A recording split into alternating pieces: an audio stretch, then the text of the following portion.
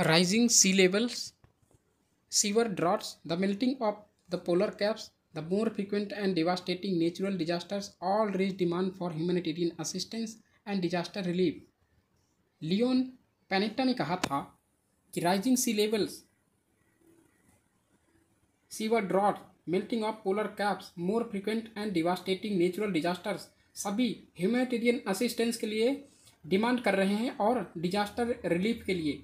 तो आज के टाइम में हमें बहुत ज़्यादा इम्पॉर्टेंट है कि हम अपने नेचर को सेव करें और ईच एंड एवरी डिजास्टर से लड़ने की हम ताकत कलेक्ट करें। ओके, होल वर्ल्ड मिलके, जैसे बोलते हैं वसुधैव कुटुंबकम, गवर्नमेंट ऑफ इंडिया का वसुधैव कुटुंबकम जो पूरे वर्ल्ड में इम्प्लीमेंट होना चाहिए। ठीक है, तो हम एक साथ मिलके इस डिजास्टर को टैकल कर सकते हैं। उसे ख़त्म तो नहीं कर सकते, बट हम ह्यूमन लाइफ और फ्लोरा और फौना को सेव करने के लिए और अर्थ की जो नेचुरल रिसोर्सेस हैं उन्हें भी सेव करके हम इस चीज़ को सेव कर सकते हैं for our future generations as well as our working जो सिचुएशन है। इस कंडीशन में हम अच्छी लाइफ जीने के लिए इस डिजास्टर से हमें लड़ना ही होगा। ओके, तो ये लियोन पैनेट्टा ने कहा था। आप आंसर राइटिंग में आपका अपना यूज कर सकते हैं इस कोट को, जो भी डिजास्टर से रिलेटेड कोई भी क्वेश्चन अगर यूपीएससी मेंस में पूछता है। ठीक है, तो चलिए स्टार्ट करते हैं।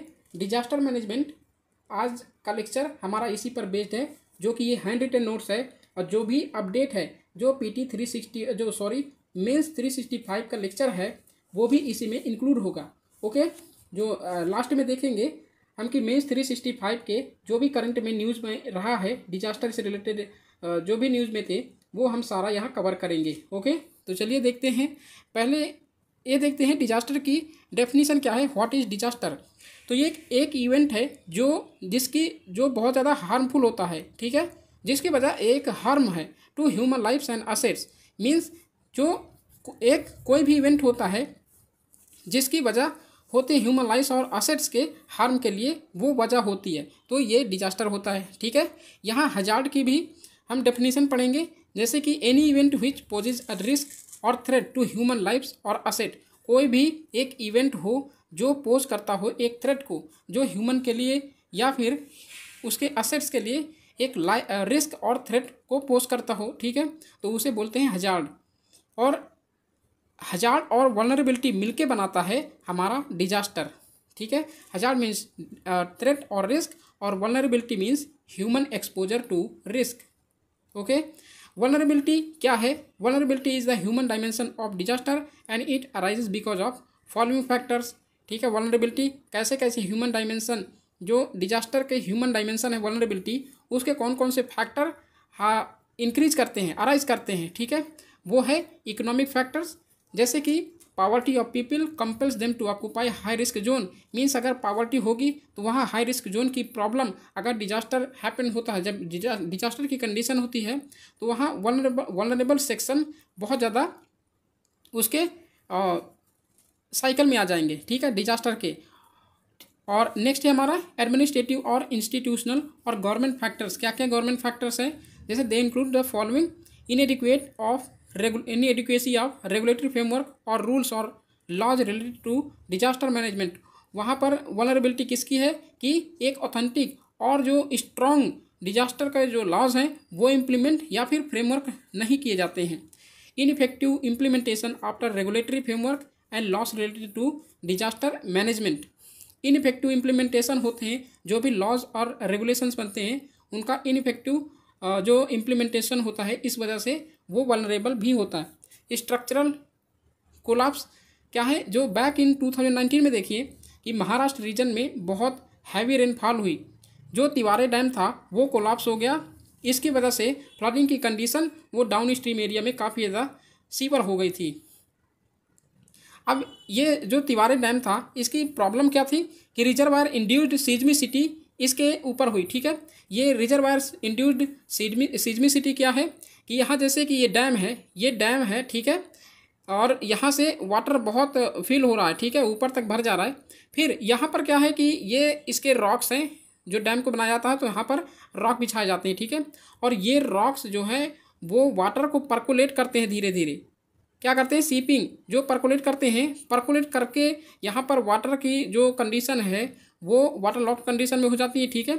और ये पोर्स जो है वो फिल हो जाते हैं और इन रॉक्स को क्या बनाती हैं, वल्नरेबल बना देती है।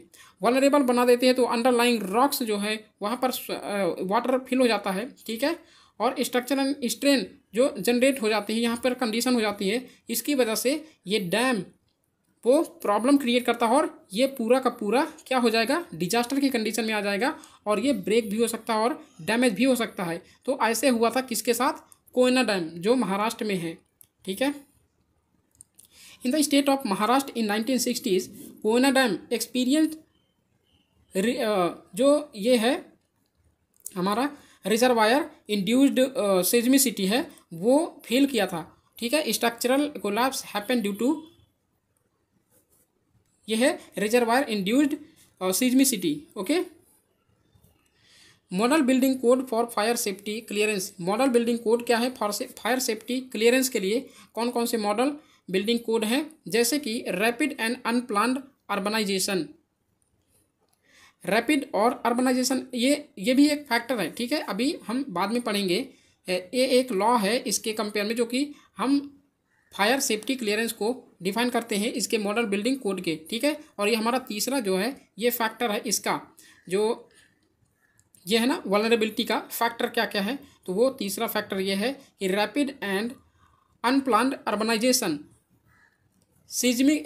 साइंटिफिक लैंड यूज प्लानिंग बहुत रेयर कंडीशन में होती है। अगर इसको ध्यान करके किया जाए तो यहाँ पर डिजास्टर को आसानी से टैकल किया जा सकता है। नेचुरल ड्रेनेज बेसिन, वो क्या है कि वहाँ सीवर कंडीशन में क्या होता है कि यहाँ नेचुरल ड्रेनेज बेसिन को एक लेक या फिर मैनमेड के द्वारा वहाँ पर सीवर जैसे प्रॉब्लम क्रिएट की जाती है, जैसे यमुना इन दिल्ली एक सीवर जैसे बनी हुई है, ठीक है। यहाँ पर बहुत ज़्यादा पोल्यूटेड यमुना को कर दिया गया है और यहाँ पर जो इंडस्ट्रियल फील्ड है, यहाँ जो इंडस्ट्रियल जो एरियाज़ हैं वो इंडस्ट्रीज़ के पानी जो है वो कहाँ पर जाता है, इसी यमुना रिवर में जाता है। ग्रीन इंफ्रास्ट्रक्चर और ब्लू इंफ्रास्ट्रक्चर क्रिएट करने की ज़रूरत है जिससे हमें डिजास्टर से लड़ा जा सके, ठीक है। ग्रीन इंफ्रास्ट्रक्चर और ब्लू इंफ्रास्ट्रक्चर में क्या है डिफरेंस, कि ये फॉरेस्ट जो ग्रीन इंफ्रास्ट्रक्चर है अफोरेस्टेशन मैक्सिमम किया जाए और जो वाटर की कंडीशन है उसे बहुत ज़्यादा यूज़ किया जाए इंफ्रास्ट्रक्चर में, जैसे वाटर हार्वेस्टिंग हो गया, ठीक है।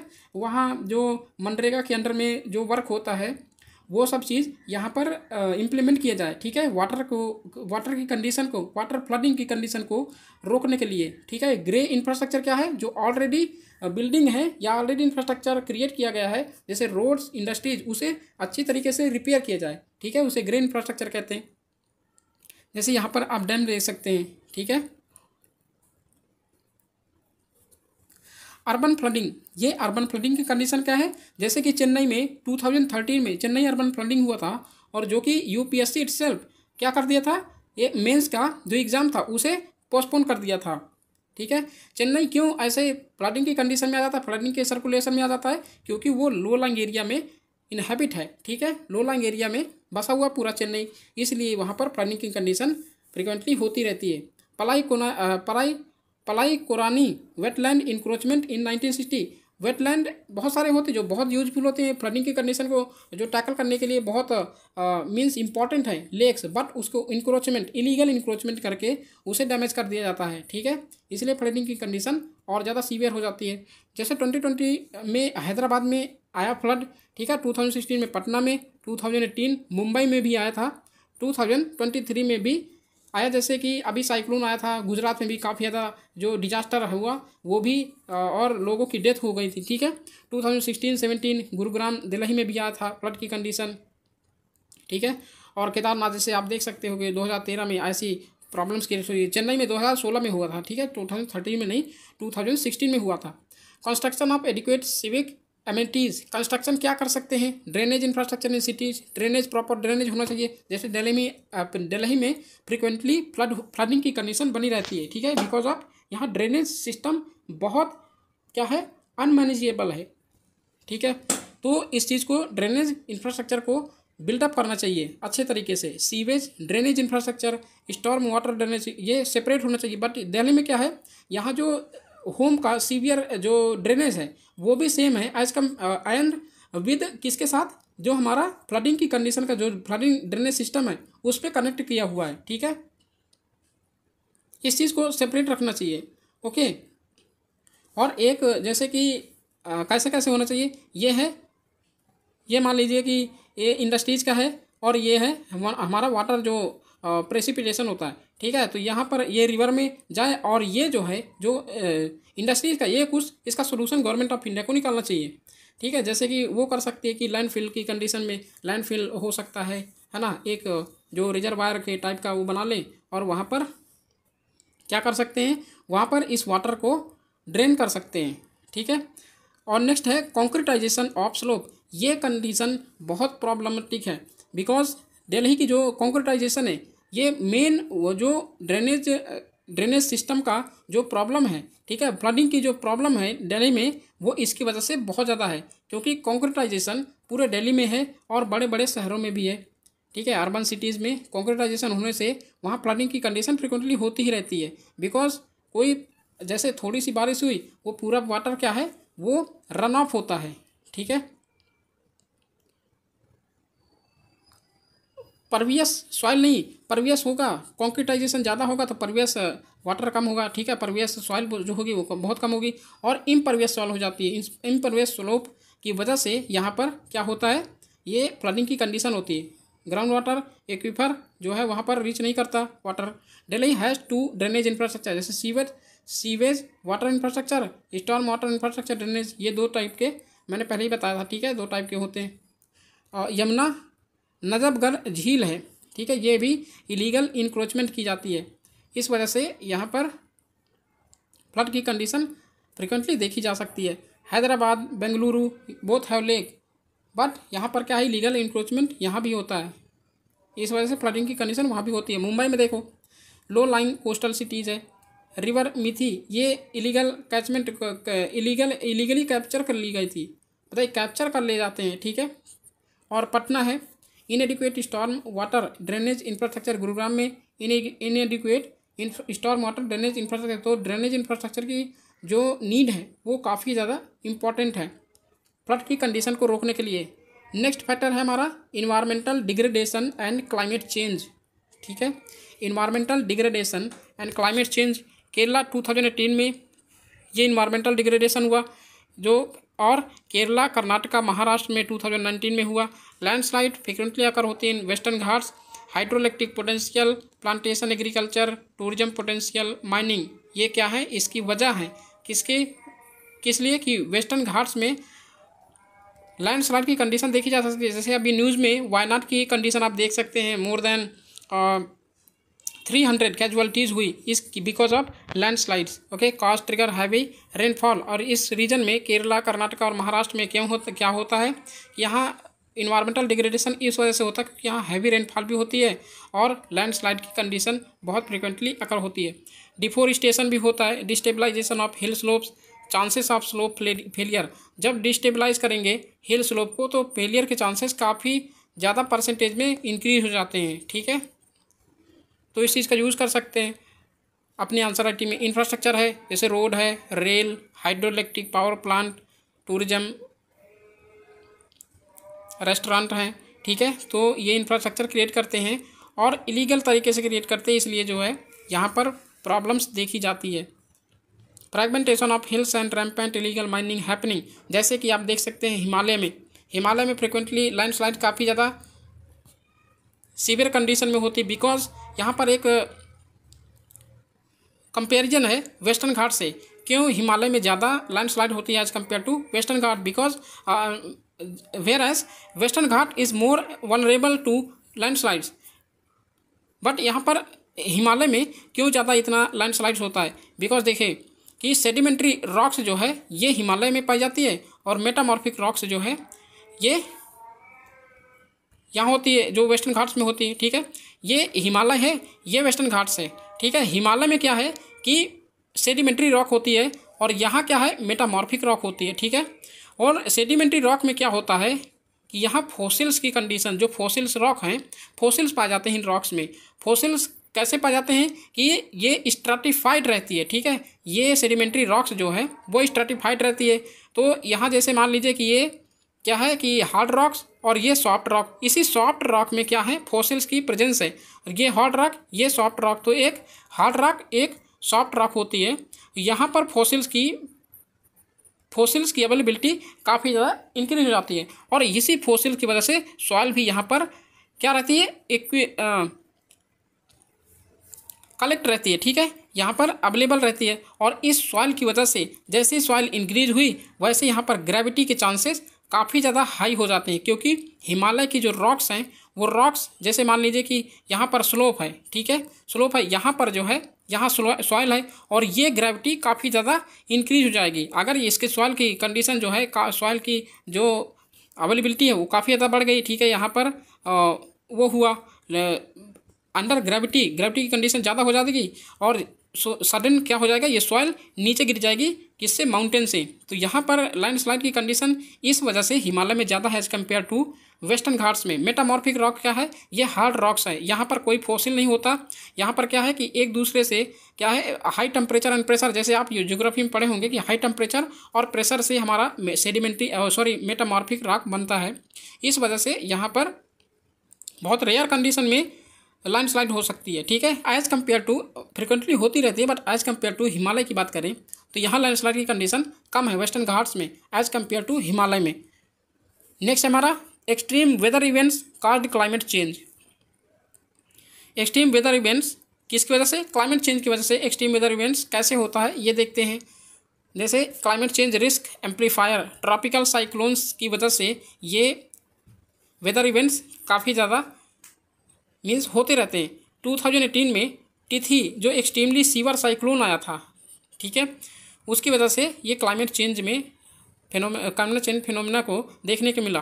Categorisation of the tropical cyclone on the basis of intensity by Indian meteorological department. तो इंटेंसिटी के बेस पर हम साइक्लोन, ट्रॉपिकल साइक्लोन को मेजर करते हैं, ठीक है, कि कितनी इंटेंसिटी है, उसी बेसिस पर कि डिजास्टर हो सकता है नहीं हो सकता, ये IMD की रिपोर्ट बताती है, ठीक है, वार्निंग बताती है। डिजास्टर हम पढ़ चुके हैं, हजार्ड और वल्नरेबिलिटी से मिलकर बनता है। International initiatives for disaster management. अब इंटरनेशनल जो वर्ल्ड मेट्रोलॉजिकल ऑर्गेनाइजेशन और हमारा जो यूनाइटेड नेशंस है उसका डिक्लेरेशन क्या था वो देखते हैं, ठीक है। 1989 में UN डिक्लेयर किया 1990 to 1999 as international decade for natural disaster reduction. ये जो है ये डिकेड डिक्लेयर किया यूनाइटेड नेशंस ने। एम क्या था, to generate awareness amongst the nations about disaster management. तो डिजास्टर मैनेजमेंट को अवेयरनेस को जनरेट करने के लिए नेशंस के बीच ये डिक्लेयर किया गया था, ठीक है। United Nation is also credited with organizing 3 international conferences, 3 international conferences को ऑर्गेनाइज किया। जैसे कि 1994 में जो याकोहामा जो जापान में है वहाँ हेल्ड हुआ, ठीक है, वहाँ हुआ first world conference on disaster reduction, ठीक है। यहाँ पर डिक्लेयर किया गया for the first time concepts like prevention, mitigation, preparedness, disaster risk reduction।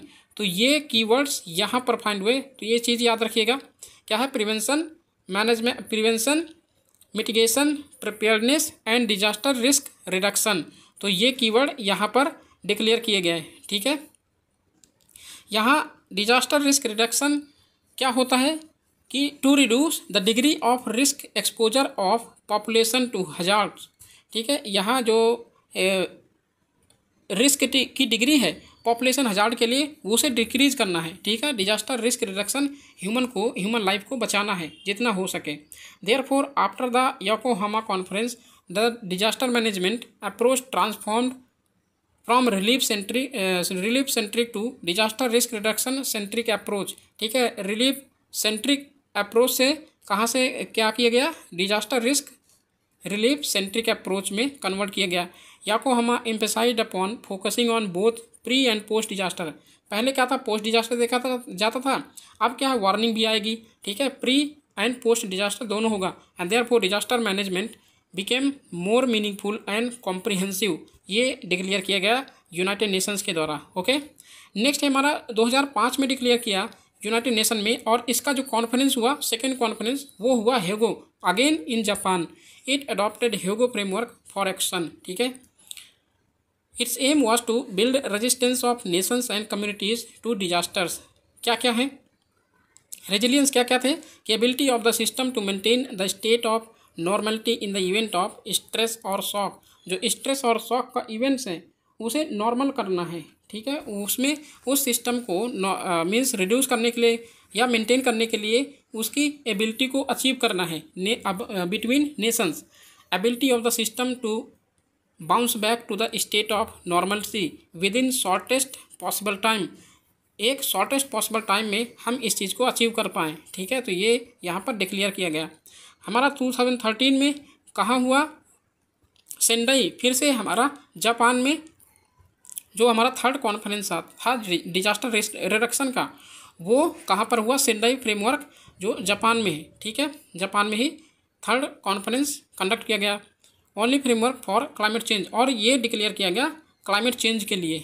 ठीक है, ये डिजास्टर रिस्क रिडक्शन नहीं, इंस्टेंट क्लाइमेट चेंज के लिए किया गया। और 2015 में जब हमारा पेरिस एग्रीमेंट डिक्लेयर किया गया, ठीक है, आईपीसीसी द्वारा। इट अडॉप्टेड, आईपीसीसी नहीं, UNFCCC द्वारा जो आईपीसीसी की रिपोर्ट है उसके through. It adopted Sendai framework for disaster risk reduction 2015 and 2030। ये टारगेट रखा गया। ठीक है, जैसे हमारा सस्टेनेबल डेवलपमेंट गोल, इसके सस्टेनेबल डेवलपमेंट गोल इसके अलॉन्ग ही इसे डिक्लेयर किया गया। ओके, उसे देखते हुए it is not legally binding, but ये याद रखिएगा ये लीगली बाइंडिंग नहीं है। जो हमारा सेंडाई फ्रेमवर्क है लीगली बाइंडिंग नहीं है। India is a signatory, India तो ऑब्वियसली इंडिया इतने ज़्यादा सीवियर कंडीशन में रहता है तो सिग्नेटरी तो रहेगा ही। ठीक है, तो इस चीज़ को याद रखिएगा। It recognises that the primary responsibility for disaster risk reduction is of the state, but the responsibility must be shared with other stakeholders like